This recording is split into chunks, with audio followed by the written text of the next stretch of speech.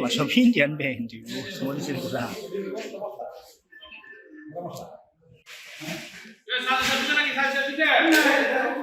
তোমার মোবাইলে লাইট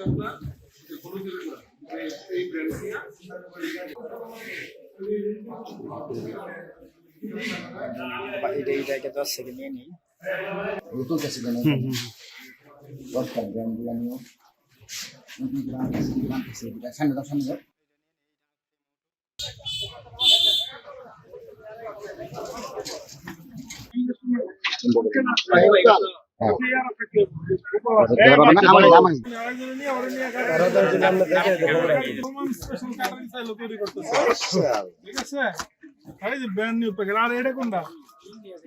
বৈশাখী আস্তে আস্তে আস্তে আস্তে সবাই পিছন তো সরেন তো সবাই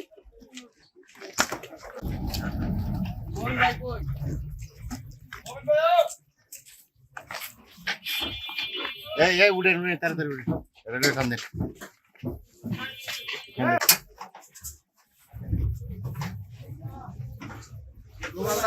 গোপন সূত্রে আজকে দুপুরবেলা খবর পেয়েছি যে এখানে ভারতীয় জিরা এবং ভারতীয় অন্যান্য খাদ্য পণ্য হচ্ছে এখানে গুদামজাত করে রাখা হয়েছে। পরবর্তীতে আমাদের টিম এসে এইখানে হচ্ছে একজন লোককে পায় এবং হচ্ছে ভিতরে গিয়ে দেখে যে বড় বস্তার ভিতরে হচ্ছে জিরা, চাউল এবং হচ্ছে মশলাও আছে এখানে এবং বিভিন্ন ব্র্যান্ডের বিভিন্ন রকমের পণ্য আছে।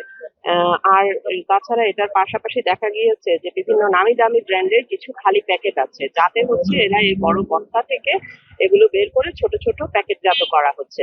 মানে হচ্ছে একটা সাধারণ পণ্যকে তারা হচ্ছে একটা ব্র্যান্ডের মোড়কে বাজারজাত করার চেষ্টা করছে। এছাড়াও হচ্ছে আমরা দেখতে পেয়েছি যে এখানে কিশমিশ আছে, হলুদ মরিচের গুঁড়া আছে, টেস্টিং সল্ট আছে। তাছাড়া এখানে সাধারণ আতপ চাউলকে আলাদা কৃত্রিম সুগন্ধি মিশিয়ে যে হচ্ছে চিনি গুঁড়া চাউলের রূপান্তর করা হয়, সে ধরনের হচ্ছে আমরা সুগন্ধিও পেয়েছি আলাদা ফ্রিজেন।